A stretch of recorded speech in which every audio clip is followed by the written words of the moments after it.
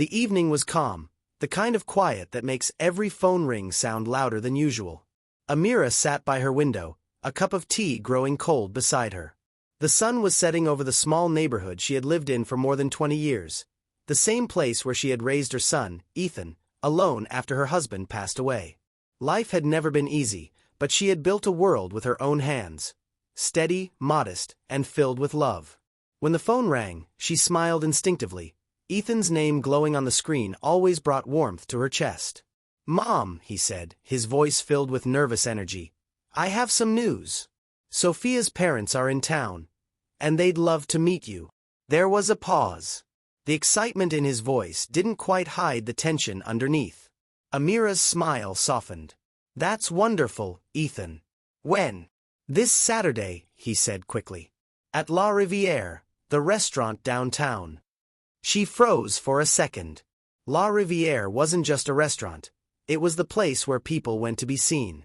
She had passed by it countless times but never stepped inside. The crystal chandeliers, the expensive cars lined outside, it wasn't her world. "Still," she whispered. "Of course, dear. I'll be there." After the call, Amira sat silently for a long time. A feeling stirred in her. Not fear exactly, but unease. She remembered the last time she'd spoken to Sophia. The young woman had been polite, but distant, her words coded in a careful politeness that didn't hide the disapproval underneath. Amira knew that kind of tone. She had heard it before, from people who judged without knowing, who mistook simplicity for weakness. She looked around her living room, tidy but humble. Every object told a story: a repaired clock, the old sofa she refused to replace, the photo of Ethan at his graduation, the day she had cried harder than she'd ever admit. A slow smile formed on her lips. If Sophia's family wanted to see a simple woman, she would give them that. Not out of shame, but out of curiosity, to see if they could recognize value behind modesty. Little did they know, the woman they were about to judge had built an empire of her own, quietly, piece by piece. The invitation wasn't just dinner. It was a test. The night air carried a chill, the kind that made city lights shimmer more sharply against the glass of passing cars. Amira stepped out of the taxi and looked up at La Rivière. The golden letters above the entrance glowed like they belonged to another world, one built on appearances and wealth. She smoothed the wrinkles on her simple blue dress and took a steadying breath.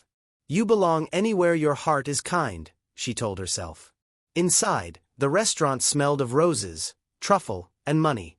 Soft piano music played in the background. Waiters moved like shadows in white gloves. At every table, laughter sparkled like fine wine. Ethan stood near the corner, waving her over. He looked sharp in a tailored suit, a man far from the boy she once held on long nights of hunger and hope.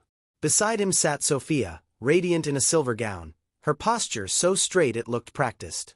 And next to her, the parents, Veronica and Richard Lark. Amira walked over with her calm smile. "Good evening," she greeted. Veronica's eyes swept over her from head to toe. Her lips curled just enough to show disapproval. "You must be Amira," she said, stretching the name like it was too simple for her taste. "Yes," Amira replied softly. "It's a pleasure." Richard offered a brief nod. "Welcome," he said, though his tone suggested it was just politeness, not sincerity. As Amira sat, she noticed the small things, the way Veronica placed her napkin perfectly, the sideways glance Sophia gave her mother, the awkward silence that followed. The waiter approached, listing menu items with words Amira didn't recognize. Before she could respond, Veronica interrupted. "She'll have the garden salad," she said, not even looking at Amira. "And water." Ethan shifted in his seat, pretending to check his phone.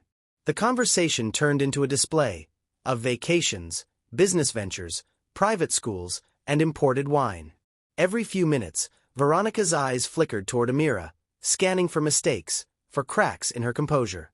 Amira smiled quietly, answering when spoken to, her voice calm and clear. When she complimented the restaurant's beauty, Veronica responded, "Yes, we've been coming here for years. It's not for everyone." Amira's heart fluttered for a moment, but she didn't let it show. Instead, she looked around, letting their arrogance reveal itself. Every laugh, every brag, every subtle insult painted a picture clearer than words. She realized something powerful. They weren't testing her manners, they were testing her worth. And her son, her dear Ethan, sat silently caught between two worlds, the one that raised him and the one he wanted to belong to.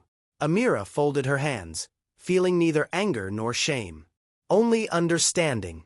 In that room full of chandeliers and gold-rimmed plates, she knew who the real strangers were. And dinner had just begun. The waiter poured wine into crystal glasses, the deep red liquid swirling like secrets in the light. The dinner had only just begun, but the air already felt thick, heavy with unspoken judgments and fragile smiles. Amira sat quietly, her hands resting gently on her lap. Across the table, Veronica sparkled in diamonds that caught every flicker of the chandelier. Richard's laughter rolled through the air, rich, confident, practiced. Sophia smiled mechanically, her fingers playing nervously with her napkin. And Ethan, he barely met his mother's eyes.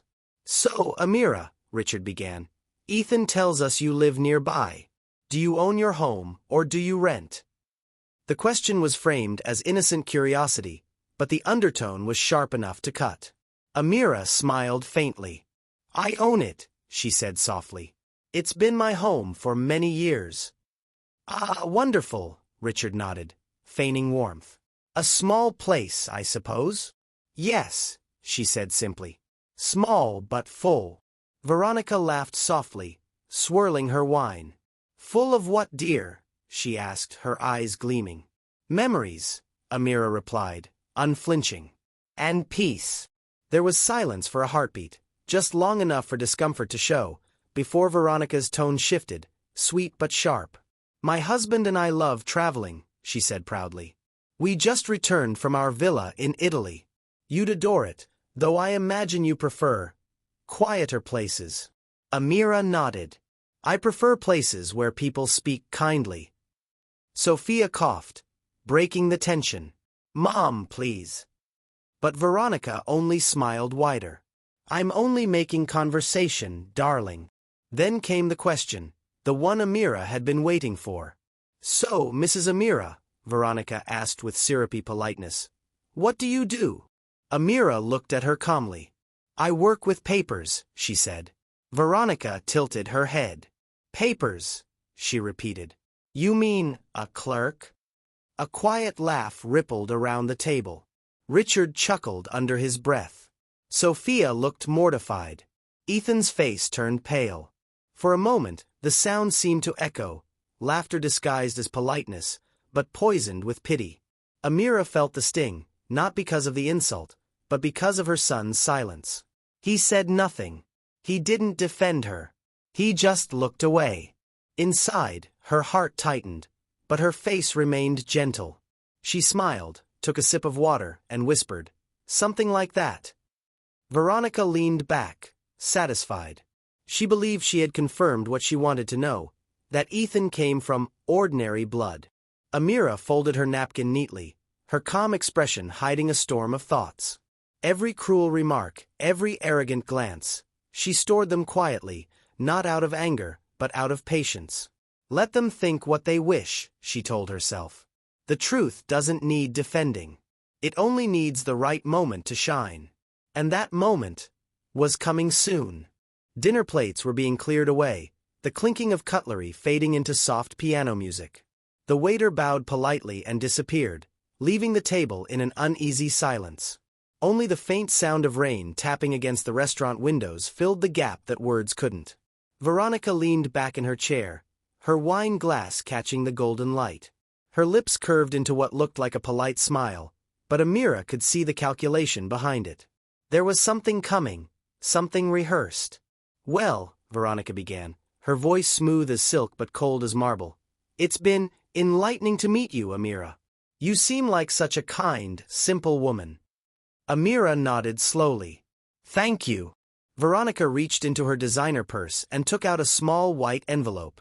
She placed it carefully on the table between them, sliding it forward with perfectly manicured fingers. "We know life can be challenging at your age," she said softly.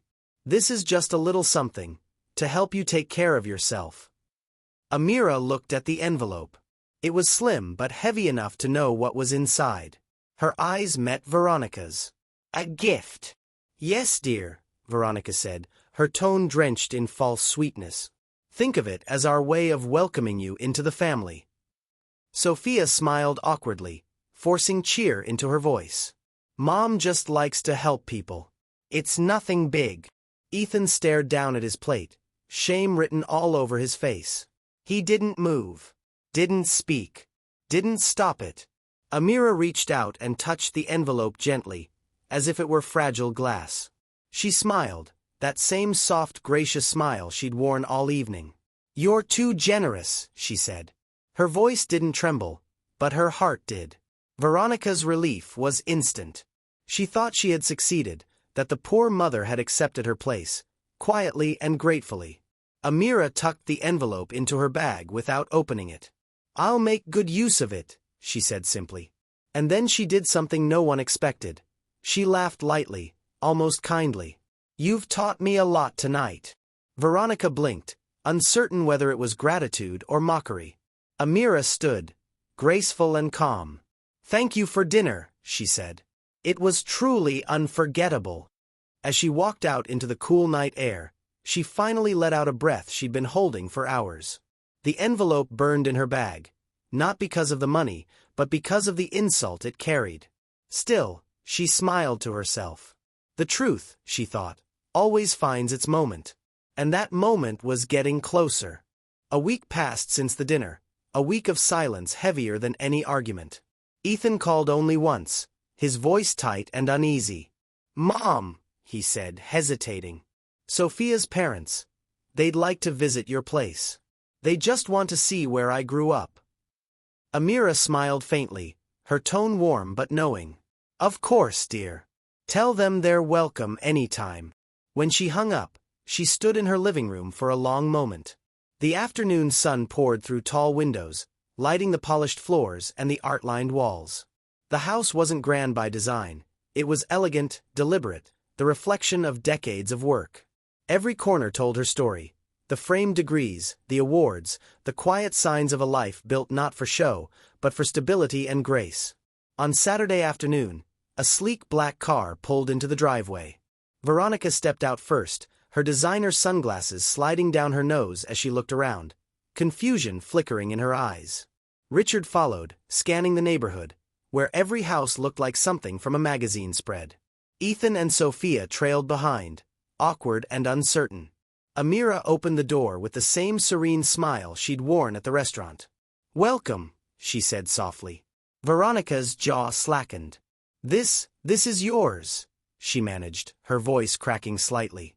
"Yes," Amira replied. "I've lived here for 12 years now." The family stepped inside. The living room glowed with soft light, decorated with elegance but without extravagance. On one wall hung photographs of Ethan's childhood, birthdays, school awards, his graduation, each picture framed with love.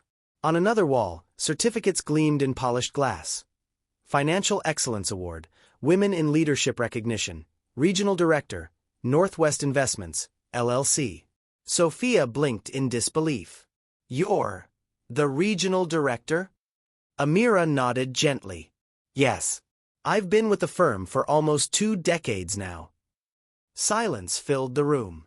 The same silence that once humiliated her now wrapped around them all. Heavy, humbling, undeniable. Richard cleared his throat, suddenly respectful. "That's quite impressive."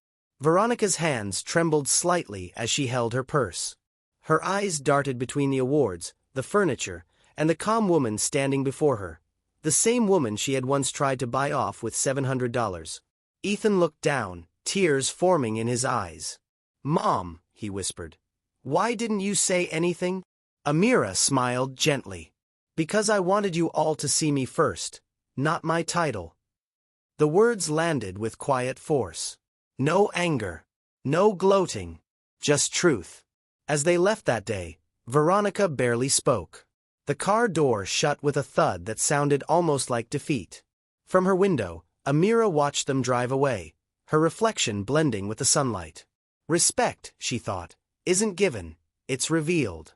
And that day, Her silence had spoken louder than wealth ever could. The afternoon sun slanted across the living room, painting everything in soft gold. The scent of fresh tea filled the air. Amira moved gracefully, setting fine porcelain cups before her guests, the same people who had once looked at her like she didn't belong at their table. Veronica sat stiffly on the sofa, her fingers tapping the handle of her teacup. Richard stared at the floor, while Sophia looked from one face to another, the guilt clear in her eyes. Ethan sat beside his mother, unusually quiet. Amira poured the tea and smiled gently. "You know," she began, "I wasn't always comfortable in rooms like this." Veronica forced a chuckle. "Oh, I'm sure you've done well for yourself," she said lightly, as if trying to dismiss her earlier arrogance. Amira didn't flinch. Her tone was calm, almost soothing.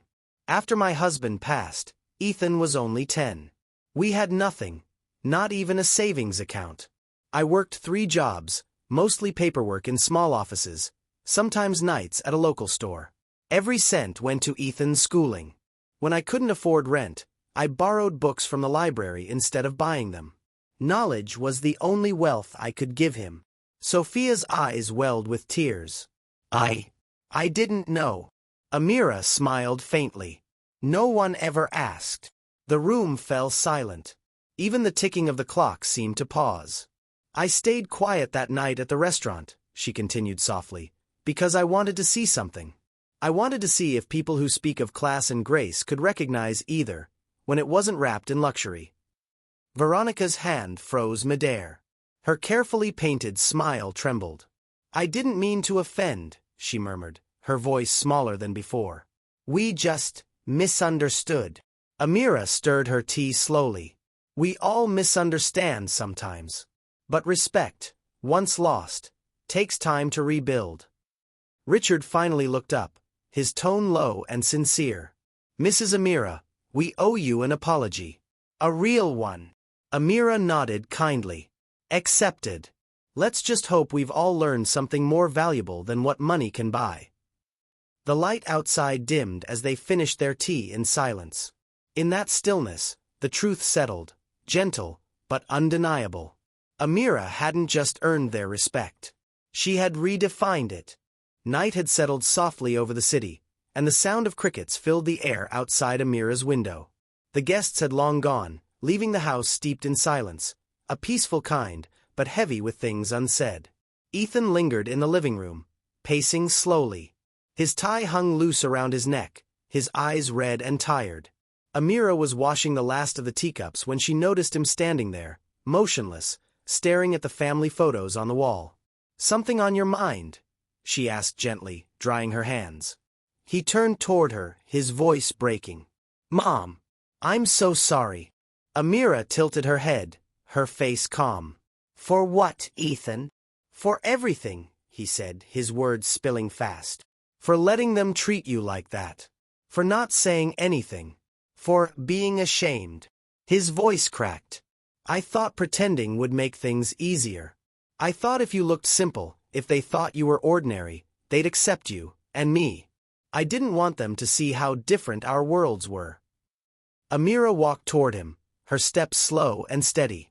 She looked into his eyes, the same eyes she'd seen full of dreams when he was a boy. "You were never ashamed of me," she said softly. "You were afraid. Afraid they wouldn't see you for who you are, because you come from me." He dropped his head, tears spilling freely. "I don't deserve your forgiveness." She smiled gently and opened her arms. "You already have it." He fell into her embrace, the same way he had when life felt too heavy as a child. She held him tightly, her voice calm and sure. "Pretending always costs more than it pays, Ethan. Truth is cheaper, and worth far more."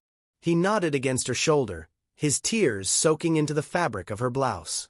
"You were never just my mother," he whispered. "You're the strongest person I've ever known." Amira stroked his hair like she used to when he couldn't sleep. "Strength," she said quietly, "isn't loud. It's patient." They stood like that for a long moment. No words, no noise, just the sound of forgiveness settling between them. Outside, the wind brushed gently against the windows, and for the first time in years, Ethan felt peace. He finally saw his mother, not the modest woman the world judged, but the warrior who built everything he had ever known. 2 days passed after the dinner and the truth that followed. The house had returned to its usual stillness, soft ticking of the clock, faint hum of the city outside, and sunlight dancing across the wooden floor. Amira was tending to her plants by the window when the doorbell rang. She opened the door to find Sophia standing there, alone, without the polished poise or designer perfection she'd worn before. Her eyes were swollen, her expression uncertain. She held a small bouquet of lilies, trembling slightly as she spoke. "Mrs. Amira," she began, her voice barely above a whisper. "May I come in?" Amira nodded and stepped aside. "Of course, dear." They sat in the same living room where, just days ago, arrogance had filled the air. But today it was different. Softer, fragile, honest. Sophia clasped her hands tightly. "I owe you an apology," she said. "For everything. For that night, for my silence, for letting my parents treat you that way." Amira said nothing. She poured tea quietly, her movements calm, unhurried. The aroma of chamomile filled the silence between them. Sophia continued, tears forming in her eyes. "I was raised to believe that money defines worth. My parents always said class comes from what you wear, what you own. I followed their example, without even realizing how wrong it was." She looked up, her voice shaking. "But when I saw you at dinner, how you stayed calm, how you smiled through their cruelty, I realized what true grace looks like." Amira finally looked at her, her gaze warm but steady. "True class," she said gently, "is invisible until it's tested." Sophia broke down, covering her face with trembling hands. "You could have humiliated us after what we did. But you didn't. You let the truth speak for itself. I'll never forget that." Amira reached out and placed a comforting hand on hers. "We all learn," she said softly. "The important thing is what we do once we know better." Sophia nodded, tears falling freely now. "I'll make it right. I promise." Amira smiled, a quiet, forgiving smile. "Then that's enough." As Sophia left, the lilies remained on the table, their scent filling the room. They were a symbol, not of apology, but of awakening. And for the first time, Amira felt she truly had a daughter. Months slipped by like pages in a book Amira had already read. Life found its rhythm again, steady, peaceful, and full of quiet gratitude. The pain of that dinner had faded, replaced by something far stronger: dignity. Ethan and Sophia visited often now. Their laughter filled the house that once echoed with silence. Sophia would bring groceries, cook beside Amira, and listen to her stories with genuine warmth. The icy distance between them had melted completely. What once began in judgment had turned into something like respect, perhaps even love. Then, one morning, Ethan arrived with unexpected news. "Sophia's parents are struggling," he said softly. "Their company's collapsing. Bad investments, debts. They might lose everything." Amira paused. A long silence hung between them. "I'm sorry to hear that," she said finally, pouring him tea. "I hope they find peace through it." But inside, she knew fate had a peculiar sense of symmetry. Weeks later, in her office, the quiet, glass-walled space overlooking the city, Amira reviewed a new client portfolio. Her firm had just acquired a struggling account for restructuring. When she saw the name Lark Holdings, she smiled faintly. "Veronica and Richard's company." Her assistant asked, "Should we proceed, ma'am?" Amira nodded. "Yes," she said calmly. "Handle it with care." She signed the papers. No malice, no triumph. Just professionalism. She chose to help, not harm. They would never know that the woman they once humiliated was the one who helped save their fortune. That evening, Amira sat by the window again, watching the city lights blink like distant stars. She thought about all she had endured, the humiliation, the laughter, the silence, and how it had all led here. Dignity, she realized, isn't about revenge or pride. It's about walking away with your peace intact when others try to steal it. Sophia called that night, her voice filled with emotion. "Mom," she said, "my parents wanted me to tell you, thank you." Whoever handled their case saved them from losing everything. Amira smiled softly, her gaze steady on the horizon. "Tell them," she replied. "Some kindnesses are best left unnamed." She hung up, the faintest smile touching her lips. In that moment, she didn't feel powerful, she felt free. For the woman who once acted poor had proven that wealth has nothing to do with money, and everything to do with grace. A year passed since that unforgettable dinner. The night humiliation turned into revelation. Seasons changed, and so did everything else. Amira's home now felt lighter, warmer. Family photos had new faces, new smiles. The distance that once lived between her and Sophia had vanished completely, replaced by a bond built on honesty, not appearances. That summer, Ethan and Sophia hosted a family gathering in their newly renovated backyard. Strings of golden lights hung between trees, laughter rippled through the air, and the smell of home-cooked food drifted with the evening breeze. It wasn't extravagant, but it was real, something Amira valued more than gold. When she arrived, Sophia ran to greet her with open arms. "Mom, you look beautiful," she said genuinely. Amira smiled, her simple linen dress swaying gently. "Thank you, dear. I finally feel beautiful." Veronica and Richard were there too.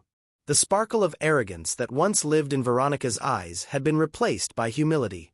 She approached Amira slowly, holding a small box wrapped in gold paper.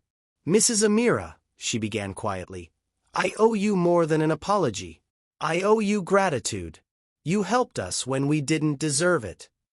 Amira's expression remained serene. "We all deserve a chance to do better," she said. "The lesson was meant for all of us." Dinner began under the stars, filled with laughter and stories. The atmosphere was light, genuine, no pretense, no judgment.